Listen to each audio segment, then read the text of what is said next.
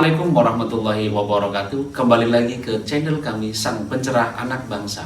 Kali ini kita akan ngobrol dengan guru besar kami Haji Syabuddin Pramesta. Tentunya obrolan kali ini insya Allah sangat bermanfaat untuk kita semuanya dalam mempelajari ilmu hidup untuk sampai ke ukhrawi dengan kadar manusia yang bernilai baik di mata Tuhan. Kali ini obrolan kita akan ada Kang Robi, tentunya dengan guru besar kami Haji Syabuddin Pramesta, dengan topik pembahasan pentingnya guru ruhani atau mursyid dalam kehidupan manusia untuk mencapai spiritual ketuhanan. Baik, gimana Kang Robi? Oke, kabarnya? Sangat bahagia sekali. Alhamdulillah ya. Guru sehat. Alhamdulillah. Ya, sehat-sehat. Alhamdulillah pada kali ini kita bisa bersama guru untuk menyampaikan poin yang pastinya ilmu yang bermanfaat. Amin, alhamdulillah. Baik, teman-teman semuanya, kita akan ngobrol lebih serius lagi nih guru. Jadi kami ini mungkin sebagai murid, sebagai teman, sebagai saudara, dan mungkin sebagai anak perlu belajar lebih, di mana sekarang yang beredar dari aliran apapun itu, tapi kita lebih mengarah kepada spiritual ketuhanan karena lebih aman untuk manusia mendalami perjalanan hidupnya. Kita akan korek secara mendalam apa itu spiritual, pentingnya bermursyid, apa itu alam ketuhanan. Kita akan mendengarkan dari guru besar kita, Haji Syabuddin Pramesta. Untuk pertama kali guru, mungkin kami akan bertanya dari saya yang awam ini, seberapa pentingnya manusia itu bermursyid? Kadang di luar sana banyak yang berpikir, ngapain bermursyid? Kita kan sudah punya Rasulullah. Ngapain harus bermursyid ke manusia lagi? Kita langsung saja ke Rasulullah gitu guru. Gimana guru? Jadi konteksnya gini,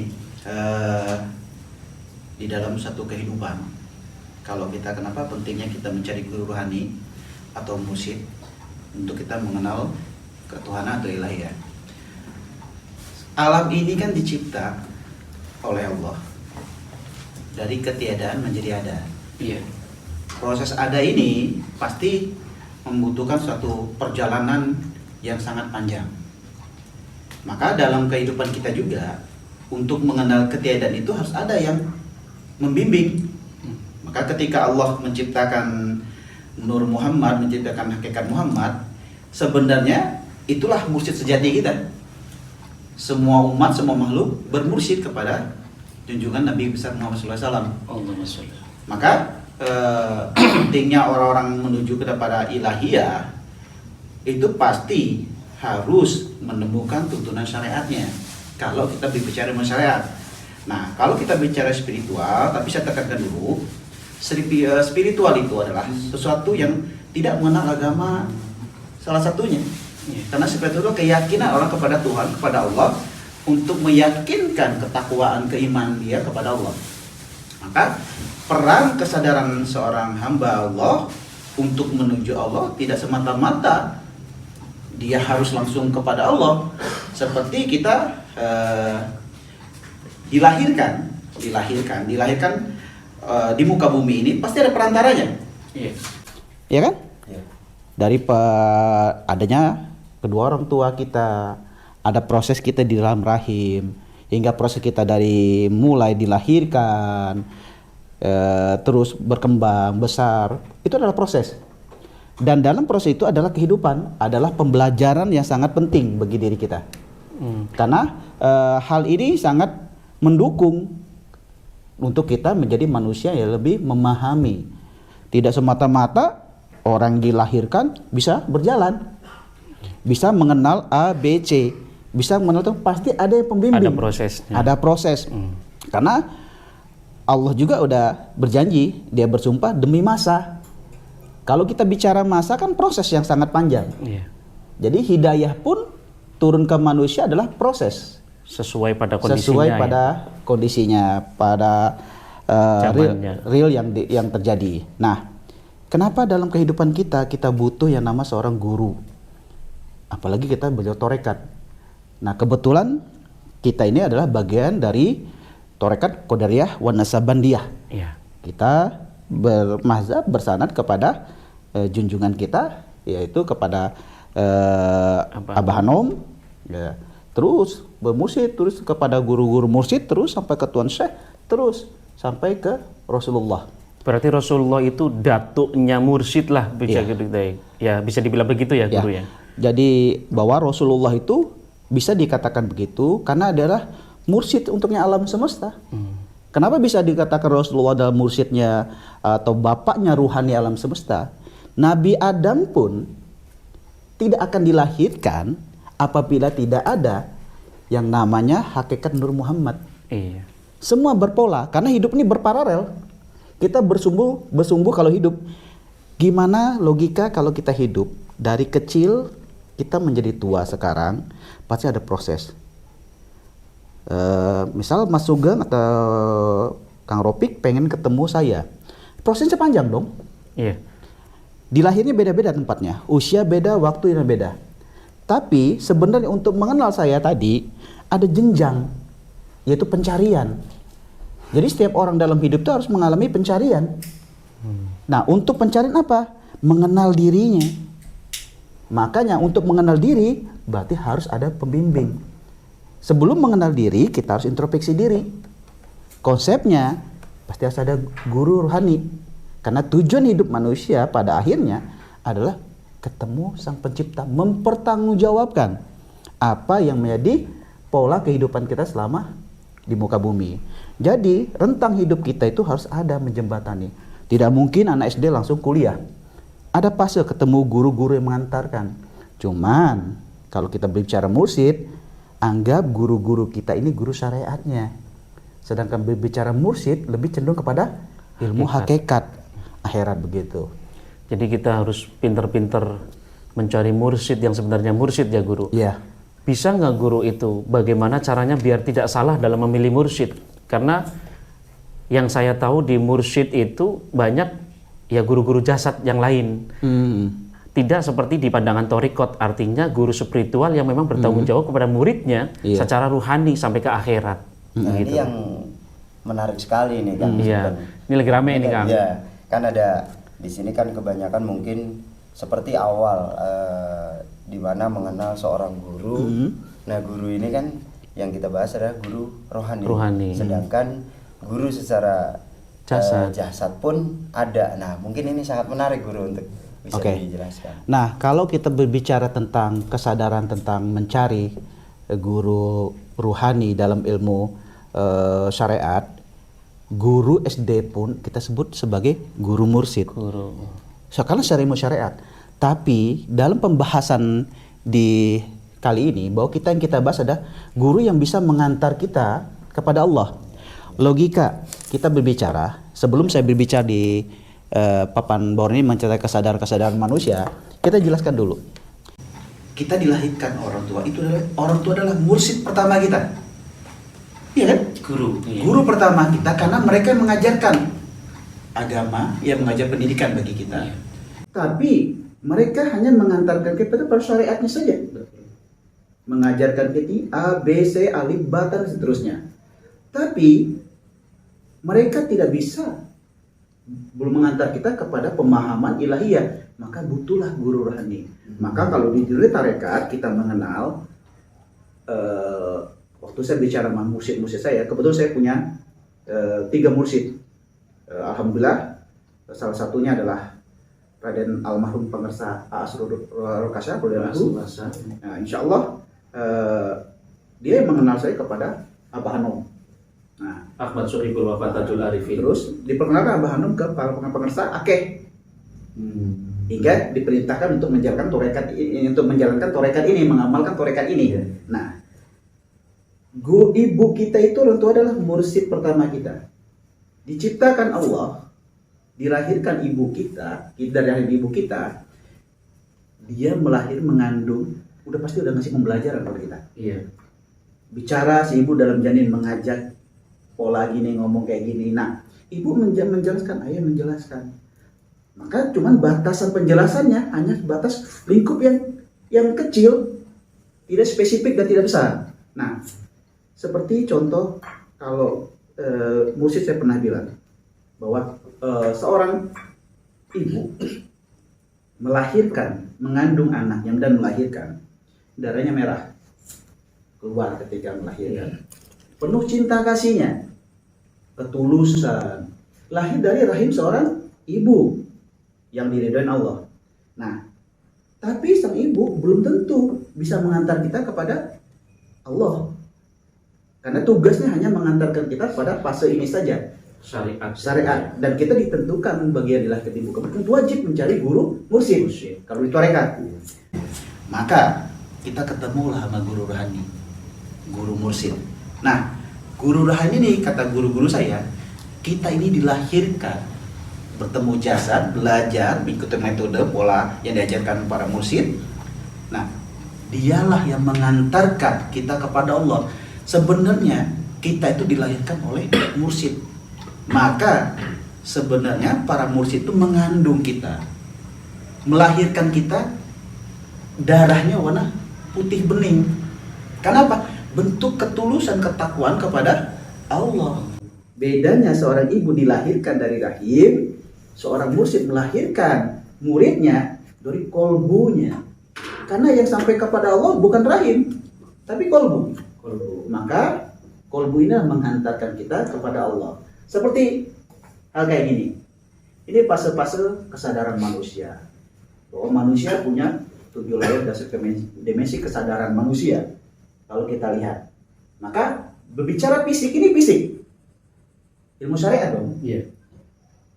Secara fisik kita ketemu sama guru fisik juga pasti dong. Betul. Tidak mungkin guru kita orang yang udah mati. Maka wajib hukumnya ditorekat mencari mursyid yang masih hidup. Betul. Terus ada juga nih guru, ada orang yang mungkin sensitivitasnya tinggi atau peka terhadap rasa-rasa yang mungkin saya bilang mendekati halusinasinya atau kemungkinan-kemungkinan yang ada dalam mimpinya ataupun terang kesadarannya saya ngerti, itu dia kan berarti bertasawuf, namun tidak bertorikot karena dia tidak punya guru. Itu gimana guru? Bahaya atau enggak? Secara kesadaran spiritual bahwa orang yang belajar, ingat belajar tasawuf tidak harus bertorekat, ya kan? Iya. Bertorekat pasti bertasawuf. Betul. Nah, orang yang mengalami fase itu biasanya terjebak pada layar dimensi-dimensi ini. Nah, ketika dia belajar tidak ada mursyidnya, tidak ada gurunya, seperti orang yang memahami kesadaran apakah dia mengalami halusinasi atau dia memang kebuka mata batinnya hingga dia merasa bisa dapat ilmu dari dimensi. Iya. Pada kesadaran ini kan manusia punya 7 layer kesadaran. Fisik, yaitu eterik, emosional, astral, mental, sampai spiritual. Nah, fase-fase ini antara fase fisik dan fase ini rentang jeda waktunya berbeda. Kualitas waktunya berbeda. Iya. Secara kesadaran berbeda juga. Bukan dimensi material lagi ya? Bukan. Ya? Kalau ini bukan material lagi, tapi dimensinya udah dimensi yang ruang dimensi dan waktu. Yeah. Nah, di ruang dimensi dan waktu ini sebenarnya kita punya menyimpan, alam itu menyimpan di alam semesta ini menyimpan di diri kita adalah fotokopi kejadian-kejadian sebelumnya. Jadi sebenarnya kita tuh hanya memfotokopi paste saja. Seperti misal jeda antara eterik emosional, waktunya berbeda sama di level ini. Terus sampai. Nah, di level sini jebakan-jebakan orang untuk mengenal mursyid hingga terjebak bisa terjadi karena halusinasi, bisa jadi karena jin, iblis. Karena kan kadang ada yang ngasih amalan, walaupun amalannya bentuk Qur'ani, Nah, gitu, ayat-ayat Qur'an. Bisa jadi itu jebakan. Iya. Ya untung saja nggak bisa ngasih keris gitu ya. Nah. Amalan aja gitu. Biar kamu sakti, tapi memang nanti akhirnya tidak sampai ketemu Allah logikanya. Karena dia akan bersandar kepada makhluk yang tersebut. Iya. Entah itu rejulil goib, entah itu jin, nggak ngerti Allah. Nah, logikanya gini. Anda tujuannya mau ke misal ke Surabaya. Nah, kita nih sama-sama belajar. Sama-sama belajar. Anggap sama-sama belajar torekat. Iya. Cuman dalam perjalanan ini kita tersendat di dimensi-dimensi ini. Seharusnya kita tidak menikmati di pola ini, harusnya hanya melewati aja karena kita bukan sebagai orang yang menikmati tapi hanya mengamati aja. tidak untuk menilai. Tidak ada peranan di situ. Tidak ada ya? peranan, karena ini jebakan. Maka ketika misal Mas Sugeng, Mas Ropik dalam perjalanan spiritualnya, anggap logika, pergi pengen ke Surabaya, kayak kita kemarin ke Surabaya. Nah, niat tujuan Ropik adalah untuk ketemu gurunya. Sama, Mas Sugeng juga untuk ketemu guru. Tapi dalam perjalanan, Mas Ropik tetap melewati tol ini, melewati Mampir ke terminal. mampir. Nah, kesalahan Mas Sugeng adalah dia mampir di rest area. Padahal tidak penting banget. Dia ngopi, dia apa. Padahal itu jebakan. Sedangkan Mas Ropik sampai langsung ke sini. Berarti kan apa? Terlena. Maka di sini ada jebakan-jebakan. Maka dalam orang mencari guru ini, jebakannya sini luar biasa. Berarti makanya Pengaku-akuan akhirnya. pentingnya punya mursyid adalah untuk membackup semua itu. Untuk mengarahkan, anggap mursyid itu guide. Guide. Yang membuka jalan kita kepada Allah. Karena pada dimensi kesadaran ini, manusia itu harus menuju Allah itu harus ada bimbingannya. Nah, ini juga mungkin ada yang menarik. Artinya bicara menemukan dan untuk dalam perjalanan tadi, ketika untuk mungkin kriteria seorang guru rohani seperti itu. Nah, untuk bisa kita menemukan seorang guru rohani sendiri, guru, biar mungkin tidak salah. Oke. Untuk kriteria seorang guru rohani itu tidak bisa kita lihat dari fisiknya. Tidak juga bisa kita lihat dari syariatnya semata. Tapi untuk belajar ilmu awalnya kita lihat pada ketawaduannya. Syariatnya gimana? Baik tidak? Ibadahnya baik tidak? Itu penting. Karena ibadah itu fondasi manusia untuk mengenal Allah. Karena kalau tidak dipondasikan dengan ibadah di level syariat sini, ini anggap level syariat ya. Nah, dia tidak akan bisa akan membentengi kalau pada pemahaman ilahiyah yang luar biasa. Ciri-ciri musik atau guru rohani yang bisa membimbing adalah satu, ketawaduannya, kepatuhannya, bersanatnya yang jelas. Nah, intinya sanatnya jelas. Secara ilmu, secara ataupun ilmu. gen ya. Iya. Karena apa? Dilihat dari secara fisik, saya bilang tadi tidak bisa. Kita lihat bahwa seorang itu fisiknya gini-gini, tidak mungkin dia seorang guru rohani dan sebagainya. Karena yang tahu hati seorang adalah Allah. Yang tahu kedekatan orang kepada Allah adalah Allah itu sendiri. Maka saya bilang, yang tahu seorang itu wali adalah orang yang sudah diangkat menjadi wali. Yang mengetahui orang itu nabi dan rasul, orang yang telah diangkat menjadi nabi dan rasul dong. Karena mereka dikasih pemahaman, karena polanya pasti sama. Makanya ciri secara fisik, saya tekan lagi, tidak bisa dijadikan patokan. Tapi ketaatan, ketawaduan dia, memahami dia, kebijaksanaan ilmunya yang hingga bisa mengantar kita kepada pengenalan dimensi ilahiyah. Lebih ke keyakinan atau iman seorang muridnya sendiri ya Bu ya, guru ya. Logika gini, Anda belajar kalau tidak yakin tidak akan bisa. Anda makan kalau tidak meyakini bahwa makan itu kenyang, tidak ada manfaat apapun Anda dapat. Karena mursyid itu kan semua guru jasad ataupun ustadz atau para kiai yang mengajarkan muridnya ke ilmu tentang akhirat, petunjuk yang benar. Karena mursyid itu irsyada itu kan petunjuk ya, petunjuk. Jadi orang yang memberikan petunjuk untuk cara jalan mengenal Allah sebenarnya. Kalau kasusnya ke orang tua kita itu memang cara jalan mengenal Allah dengan ibadahnya, mungkin bisa dibilang begitu. Nah, kalau untuk secara hakikat ini bisa nggak guru kita itu memang tidak bisa dijelaskan secara physically, tapi dengan keyakinan iman, dengan pada petunjuk daripada hasrat hati ini untuk mantap mengikuti seorang tersebut, bisa nggak itu orang tersebut itu tidak secara langsung ketemu dengan orang itu, namun dia itu berkhidmat kepada beliau, sampai nggak gitu? Ini dalam kita memahami tentang mursyid adalah petunjuk. Orang yang membawa petunjuk, ya kan? Seperti kita belajar di suatu torekat, mursyidnya ada di Tasikmalaya, jemaahnya di Indonesia. Iya, benar. Tapi kan mursyid itu punya wakil-wakilnya dong. Iya. Punya amalannya dong. Amalan ini adalah jalannya, sanatnya. Tetap terpusatnya kepada sang mursyid itu tadi itu. Walaupun belum ketemu secara wajah face to face. Belum ketemu. Karena apa? Sanatnya yang benar, alurnya yang benar hingga sampai. Karena apa? Guru rohani itu batinnya, ruhaninya, sebut rohani. Bicara rohani itu ada energi. energi yang sangat besar, sangat kompleks, sangat luas. Dia multidimensi. Seperti Rasulullah yang memberi syafaat kepada semua alam. Sama seorang guru rohani juga memberi pemahaman, memberi energinya untuk kepada orang yang mengikuti jalurnya. Nah, saya percaya itu guru. Jadi kalau yang saya tahu itu dapatin dari dulu sekolah madrasah saya, jadi agak sedikit tahu lah. Jadi syafaat itu yang terbesar memang dari para anbiya. Nah, secara kebetulan menurut manusia, tapi secara sudah qadarullah, Nabi Muhammad lah yang masih punya permintaan yang bakal tidak bisa sampai Allah itu tidak mengizinkan atau mengabulkan. Pasti dikabulkan. Yang kita ngomong adalah syafaat atau pertolongan itu. Karena kenapa saya bilang syafaat? Karena Nabi Muhammad itu menahan itu, permintaan itu muncul untuk menolong umatnya. Yang lain sudah dimintain semua.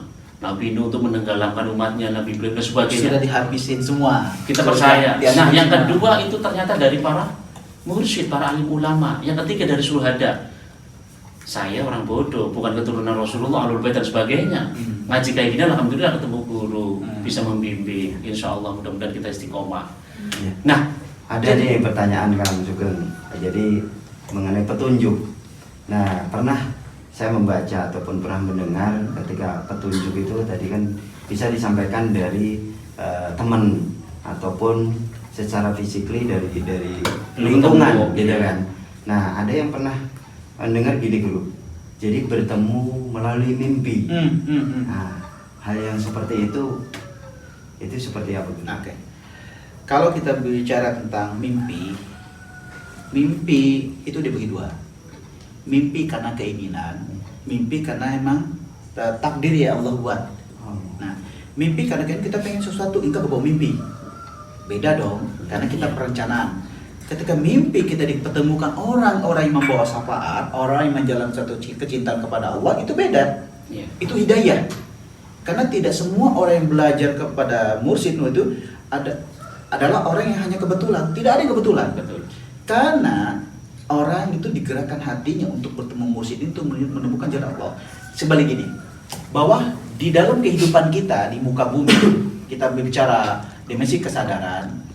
Sebelum kita mengenal Allah, pasti kita harus turun dulu dong dari alam lahud, jabarut, malakut, mulki, alam Jasad, mulki, alam jasad. materi, ya. Nah, di alam jasad ini sebelum di alam lahud kita sebenarnya udah ketemu mursyid kita ini, udah diatur pertemuannya, udah diatur hikmatnya kita untuk bertemu beliau untuk memahami ilmu Allah. Cuman turunnya yang beda. Maka ada kata sang murid itu bisa ngomong perintah Allah, Mas Sugeng, saya turun duluan ya karena saya lebih tua dari Mas Sugeng atau yang lebih tua kamu duluan, ntar kamu ketemunya kayak gini ya, cari saya di tempat ini. Nah, perjalanan itu udah tertulis di alam sini. Nah, pentingnya seorang guru rohani tadi untuk membawa proses ini kepada proses ketiga alam proses ini. Maka kita di hidup itu ada disebut alam rahim. Fase pertama kita manusia disebut alam rahim.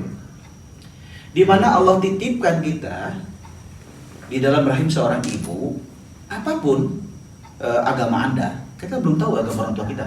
Setelah lahir baru tahu kita begitu agama orang tua kita. Nah, ketika di alam di sini kita dibacakan, maka di Islam itu 4 bulan ya. 4 bulan Allah bacakan, Allah tiupkan ruh, dan sekaligus kita dibacakan kodo dan kodar kita. Nah, Allah sudah menetapkan kepastian hidup kita. Di fase alam rohani ini, alam rahim ini, bahwa kita udah diperkenalkan kalamullah Allah. Kita udah diajar oleh Allah, oleh malaikat ke rahim ibu kita, hingga kita berproses di sini. Dan di alam yang begitu sempit rahim seorang ibu, dimensi kesadarannya adalah alam semesta. Secara tidak langsung bayi, kita logika. Bayi hidup dari mana? Makan dari mana?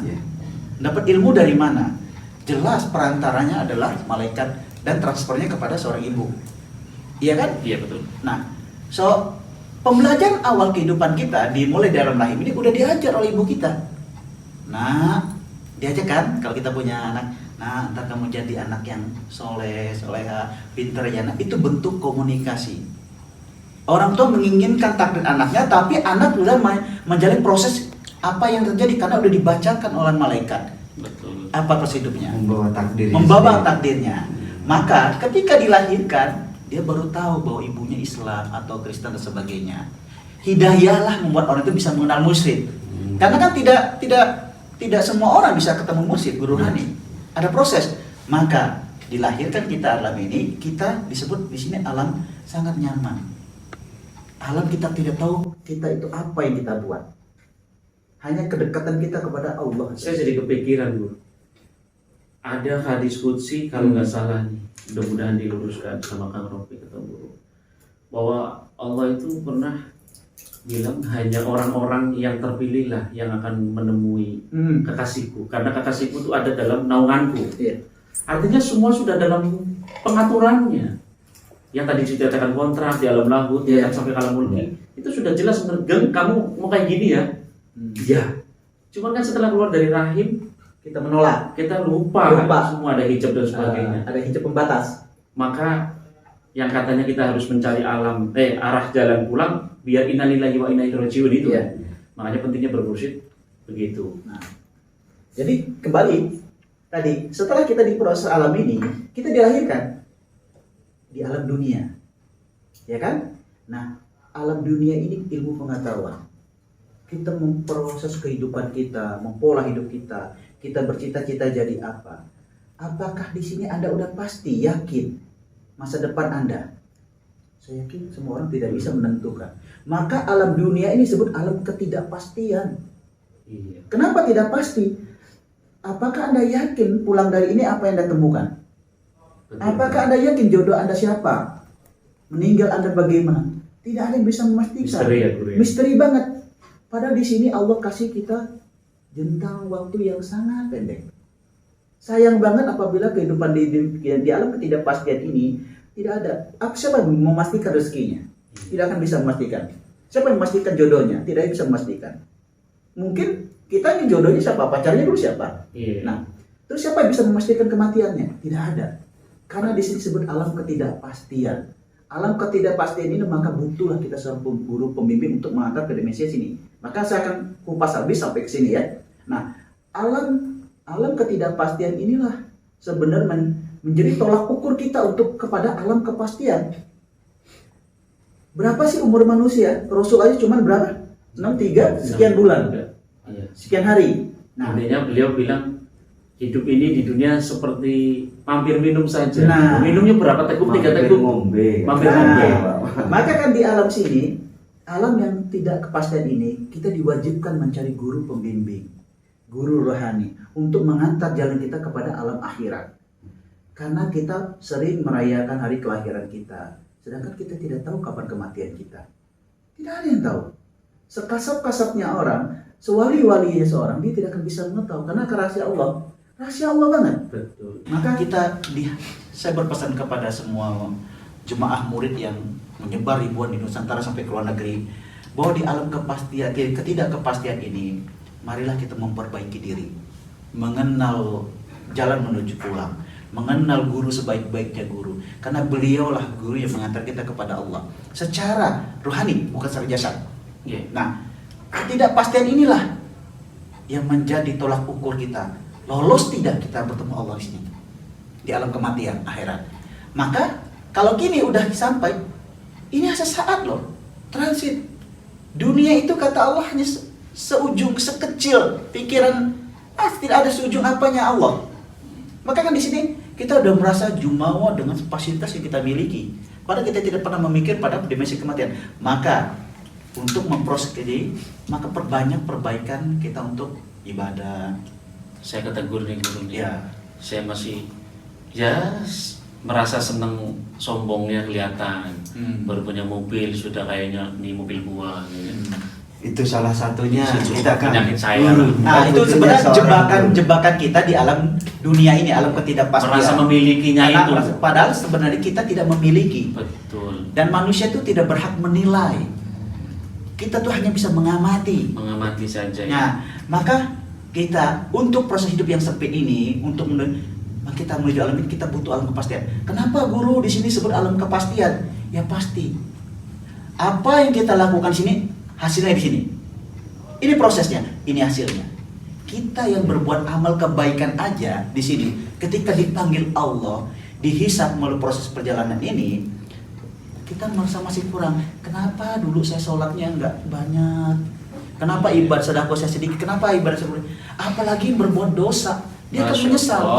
Karena di sini apapun kebaikan aja kita merasa masih kurang.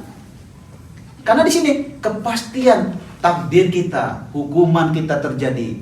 Disinilah butuhnya kita proses menemu seorang jalan menuju Allah sampai ke sini. Ini hijab. Kalau saya garis gambarin, ini adalah hijab kita kepada Allah, kesadaran manusia multidimensi tadi. Ini adalah kesadaran kosmik. Ini jebakan di sini, ini jebakannya bukan berbentuk bangsa jin, tapi lebih kepada pemahaman.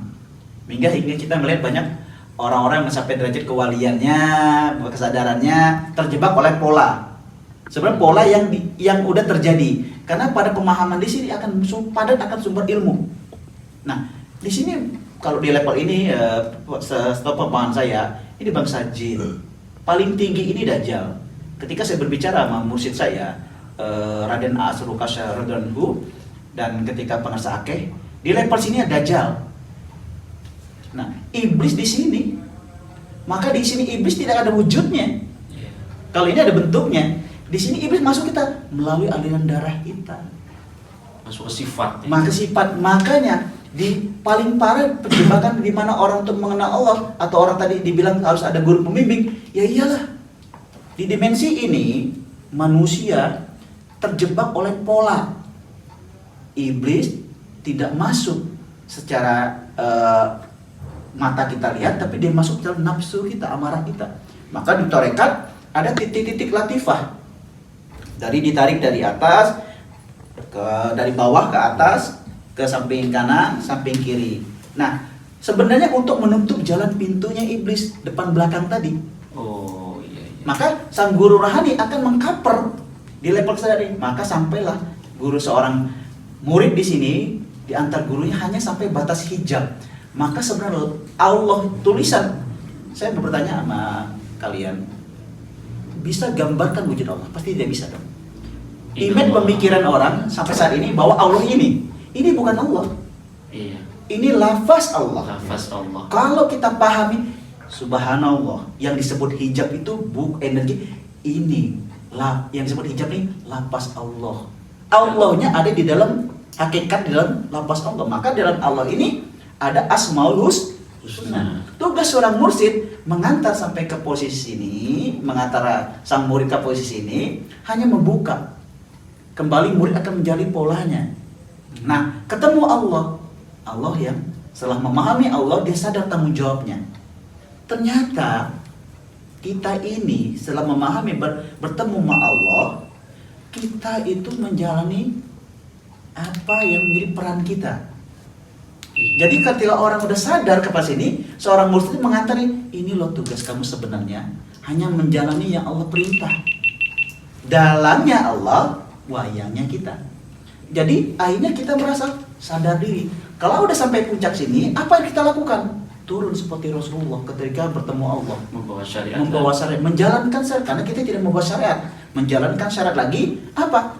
Menjadi seorang guru rohani, mengajak orang ke jalan ilahiyah. Jadi tugas seorang guru rohani adalah sifatnya hanya mengantar, membuka pintu, bertemu Allah, dan muridnya akan memahami setelah sampai hijab tadi, bertemu secara hakikat kepada Allah. Tanggung jawabnya dapat. Apa tanggung jawabnya?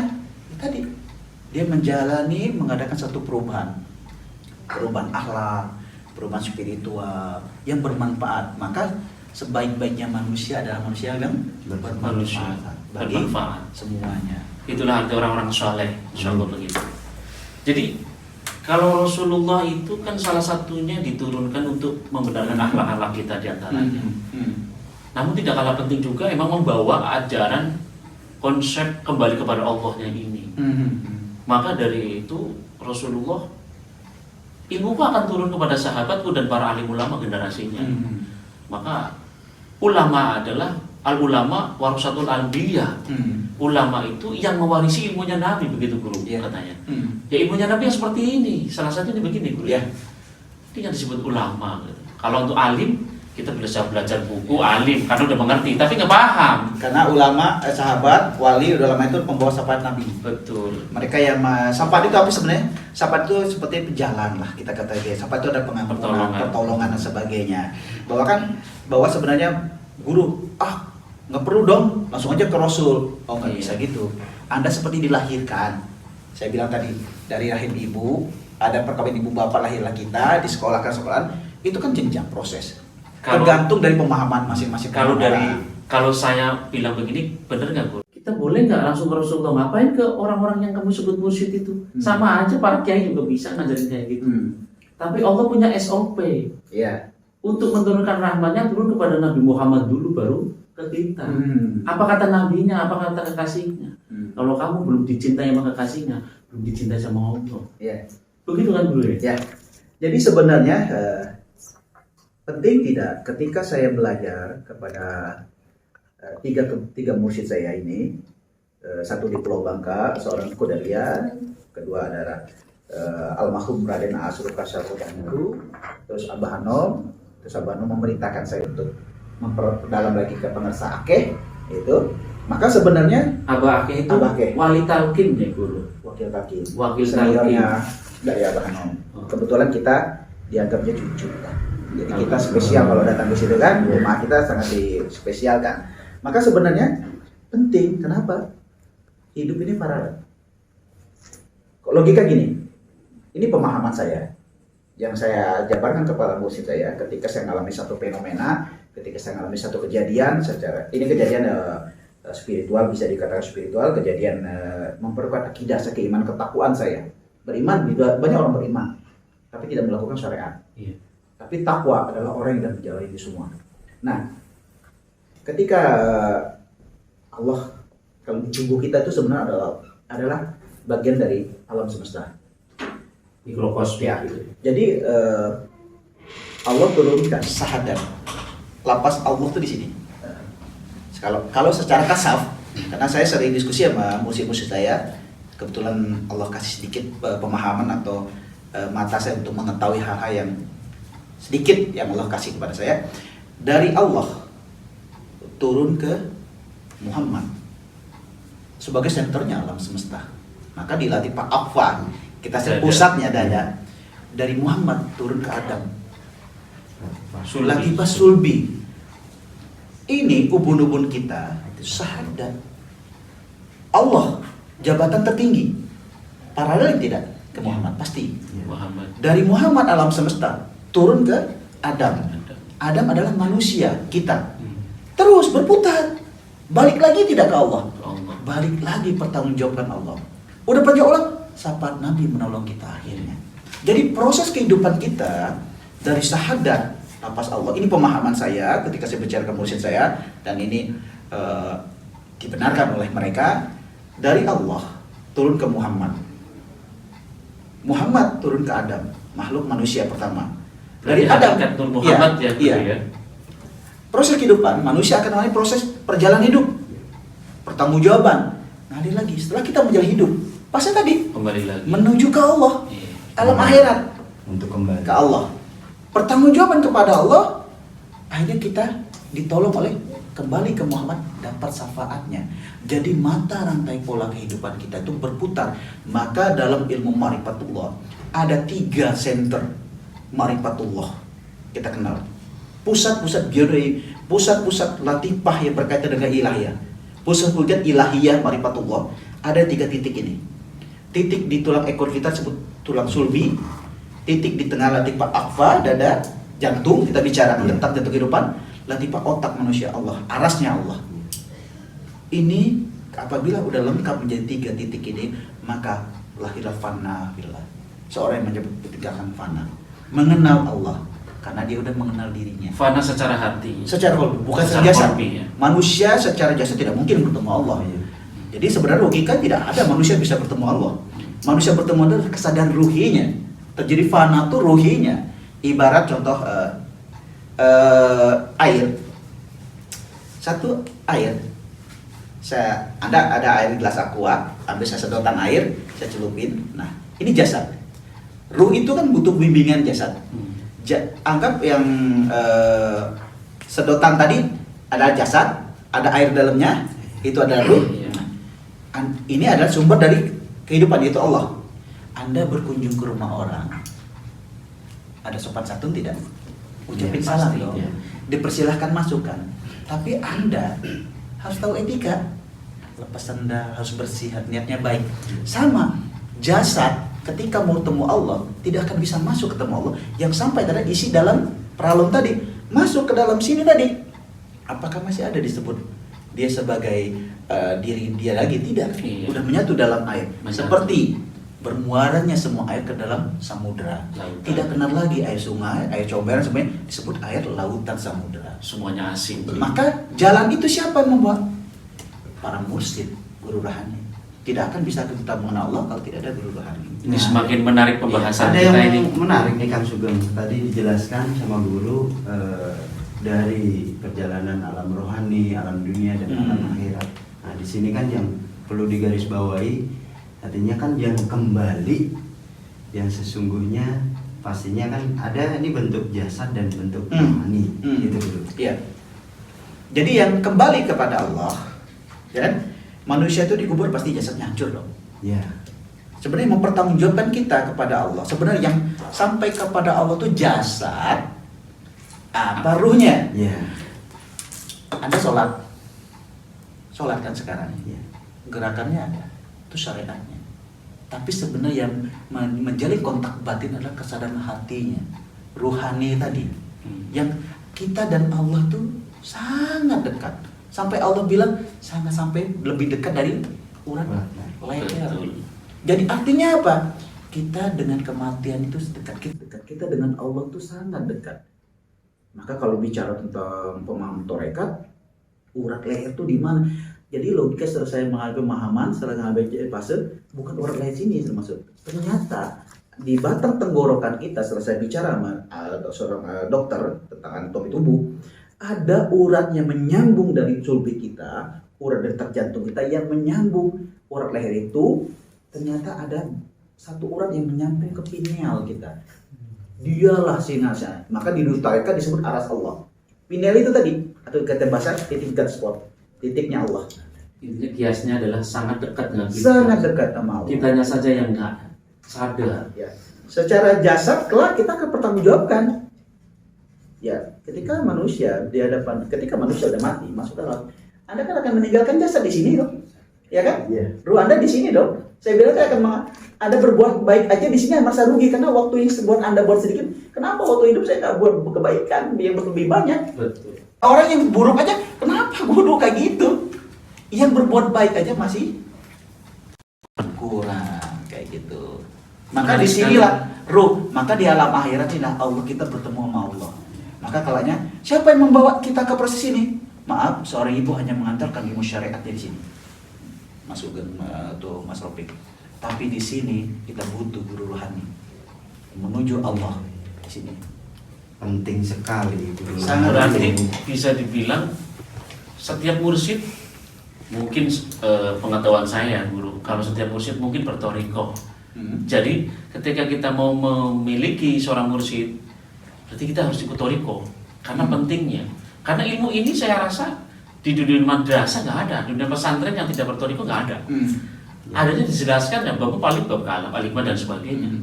Ini adanya di pemahaman tingkat tinggi. Sebatas di luar syariat kan yang Betul. diajarkan bagi kita. Syariat itu pendekat, memang khairul libasun syariatun. Ya. Sebaik-baiknya pakaian adalah syariat kata Nabi. Ya. Karena kamu jangan bilang kamu sudah ketemu sama Allah, sholat aja nggak kelihatan. Bagaimana dakwahnya? Saya menggebu-gebu sampai dilempari kotoran sama orang Quraisy dan sebagainya. Pak Aman saya nggak bela saya. Kamu malah suruh sholat udah aman aja nggak mau kan? Ngakunya saya sudah terhubung sama Allah. Kan keren. Inilah teman-teman semuanya, menarik sekali malam ini pembahasannya. Mungkin kita bisa cukupkan guru. Alhamdulillah, mudah-mudahan ini masih di bulan Maulid ya, bulan kelahiran Nabi Muhammad SAW. Mudah-mudahan kita semuanya menjadi umat-umat yang terpilih, umat-umat yang akan mendapatkan syafaat yang yaumul qiyamah. Amin ya Allah ya rabbal alamin. Shallu ala Nabi Muhammad. Allahumma shalli alaihi. Mungkin sebelum ditutup guru akan kasih kesimpulan dulu, kesimpulan. Iya, monggo Guru. Jadi kesimpulan kita, pemahaman kita hari ini bahwa setiap manusia dilahirkan pasti punya tujuan. Sepakat Guru. Setiap manusia untuk mengenal Allah pasti ada syariatnya. Siapa syariatnya? Adalah guru rohani, mursyid. Karena tidak akan bisa mengenal Allah kalau tidak ada jalan yang menjembataninya. Maka seorang mursyid bertanggung jawab kepada dirinya, juga bertanggung jawab kepada orang yang dididiknya, dan paling utama bertanggung jawab kepada Kanjeng Nabi dan Allah. Intinya orang yang bermursyid adalah sebenarnya orang yang mengharap ridhonya Rasul melalui kolbunya para mursyid. Insya Allah dengan jalannya kita bertemu guru rohani, insya Allah kita pun sama-sama bisa mengenal Allah. Amin. Kita bisa menjadi orang-orang yang selalu dikasihi dan Amin, dirindukan ya Allah. dirindukan Allah dan Rasul. Amin. Jadi kesimpulannya bahwa bertorekat itu, berguru mursyid itu sangat penting, karena setiap nabi diturunkan ke muka bumi adalah membawa syariat, menjadi tauladan. Sama dengan mursyid, dia membawa tauladan, membawa jemaahnya, membawa umatnya untuk menuju Allah. Jadi tidak mungkin orang langsung ke Allah. Diciptakan Adam sampai Nabi sehingga ke Rasulullah, tujuannya untuk mengantar kepada Allah. Sebenarnya masih banyak yang pengen Banget. kita gali ya obrolin Insya Allah semuanya. kita Tapi insya sambung Allah di ini season yang akan datang. kita sambung di season yang selanjutnya. Luar biasa menarik, masih berkesinambungan nanti temanya. Insya Allah Guru Besar Haji Syafuddin Pramasa bersedia ya Guru ya. Siap. Untuk kita ngobrol-ngobrol Insya Allah kita lagi. kampanye Ngopi. namanya Ngobrol perihal Ngobrol. iman, Islam dan ihsan. Mudah-mudahan kita semuanya diberikan kesadaran penuh untuk selalu ingat atau sadar kepada Allah, di mana Allah sudah pernah bilang dalam surat Al-Qur'an, "Wa nahnu ilaihi min hablil warid." Saya sudah sangat dekat daripada urat leher kalian. Bila itu baik walidayah. Wassalamualaikum warahmatullahi wabarakatuh. Waalaikumsalam. Jangan lupa channel Sang Pencerah Anak Bangsa. Klik loncengnya biar tidak ketinggalan untuk info selanjutnya atau sesi berikutnya.